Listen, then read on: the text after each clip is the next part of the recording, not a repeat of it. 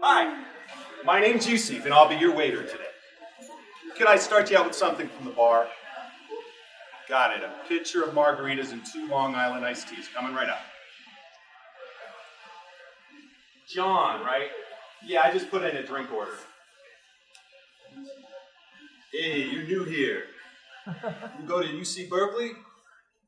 No, I just graduated a few months ago, Guilford College. Guilford. I've never heard of it. It's a small Quaker liberal arts school in North Carolina. Quaker? Are you sure you're allowed to work here? My first job out of Guilford College, Carlos Murphy's. We hawked overpriced margaritas and Long Island iced teas to go with a fusion of Mexican and Irish cuisine. 6 months later. Waiter, could you tell me about the 1981 Long Vineyards Cabernet? Certainly, sir. It's a big oaky wine. It's got a robust finish. It has hints of cassis and blackberry in the nose. I think it would go perfectly with the venison picadillo. I have no idea what I'm talking about. I'm just out of college. I drink Bud Light, not wine. At my new job at the Dakota Bar and Grill in Berkeley, I'm now hawking overpriced wines to go with a fusion of Southwestern and California cuisine. Happy New Year! Damn, 1988. I turn a quarter century this year. Getting old. Any New Year's resolutions? I don't know. I've been waiting tables for 2 years now. I know a lot about wine, but it's kind of time to move on. I think I'll take the LSATs. Ladies and gentlemen, you should have 4 pencils with you, nothing else. You will not be permitted to go to the bathroom until the end of the first section. Open the exam booklets on my count. Good luck. An avid television viewer is more likely to take sleeping pills at night than someone who listens to classical music but does not watch television as a habit. Clearly, listening to classical music at night creates a more restful night's sleep, whereas watching television has the opposite effect. Which of the following, if true, most seriously undermines the above answer?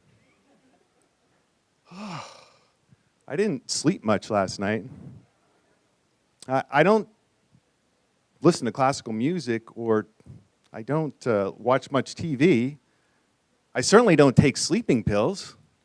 Should I? Did Grimsley Hobbs cover this in freshman IDS? On-campus interviews, 1990.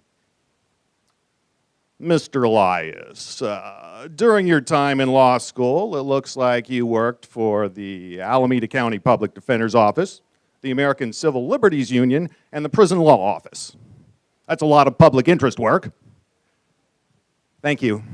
I went to Guilford College and grew up Quaker. Guilford is a small Quaker school in Greensboro, North Carolina, where social responsibility was encouraged.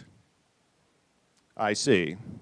So, why would you want to work for Aiken, Kramer, and Cummings? We do tax work for large corporations such as Chevron and IBM.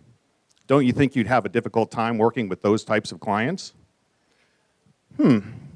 That's a good question.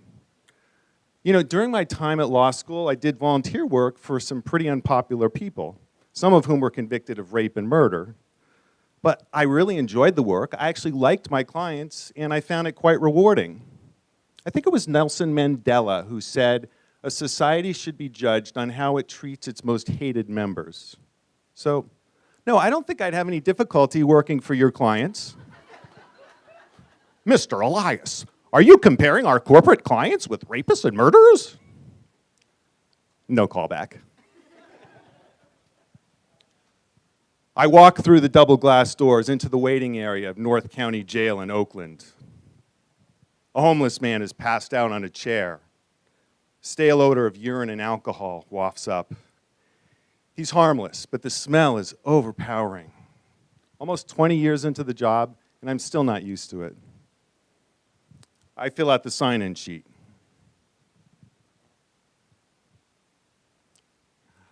Good morning, council. Come on through. My favorite deputy. Good morning, deputy. Do I have to take off my belt? Belt, keys, coins, anything metal. Good thing you don't have an underwire bra. Come on through, council. Welcome to North County Jail. We had a riot the other week. Hope your life insurance is up to date. I exit the elevator to a long bank of 15 interview rooms down a long, thin corridor. On the other side of the corridor is a gigantic glass wall overlooking a large cement room with entrances to 2 housing units. Client interview. Once, I waited an hour before being told my client had been moved to a different jail.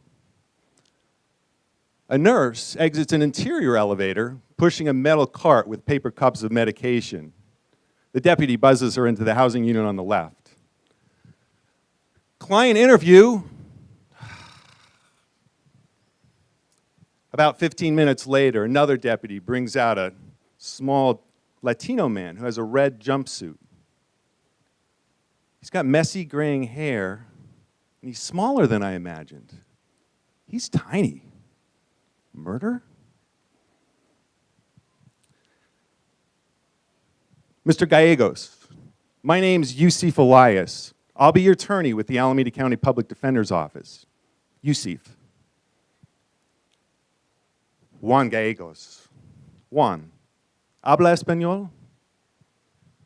Entonces, Juan, mi español no es perfecto, pero vamos a hablar en español ahora y en corte tenemos un intérprete y podemos revisar. He tells me about his native land, Guatemala. I went there after I took the bar for 3 months studying Spanish. Mr. Gallegos, Juan, came to the States about 11 years ago. Came to support his family, to work and send money back to them. A few days ago, he and his roommate Manuel got into a drunken argument. Manuel came at him, and he took out a knife and stabbed him once in the chest. Manuel then got a 2x4 and chased after Juan, hit him in the head, creating a bump the size of an orange. Mr. Salgado, I understand you rent the basement apartment to the 2 gentlemen who got into the physical altercation. Could you tell me what you witnessed? Yes, Officer Richter. I saw that Manuel was chasing Juan, waving around a 2x4. Juan had a bump on his head, the size is gigantic. And then Manuel collapsed. I saw he had a stab wound in his chest. Blood was everywhere. Do you know what caused the physical altercation? Well, Juan's a pretty mellow guy. So I would imagine that probably Manuel hit him over the head with the 2x4, and then Juan acted to defend himself. That, ladies and gentlemen, is what we call justifiable homicide, self-defense.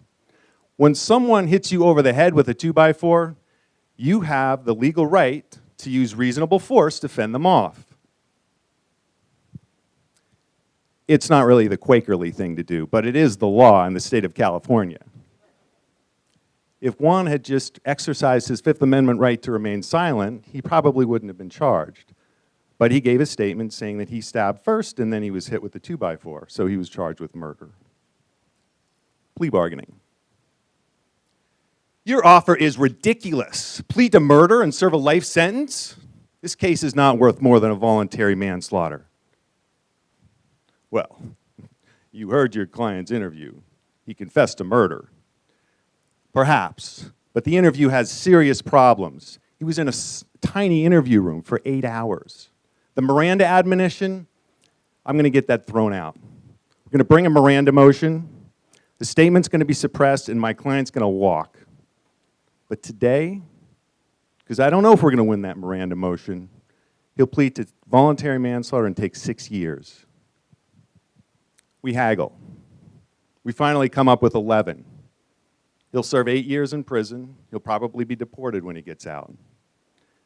Doesn't feel like a victory, but it's better than a life sentence.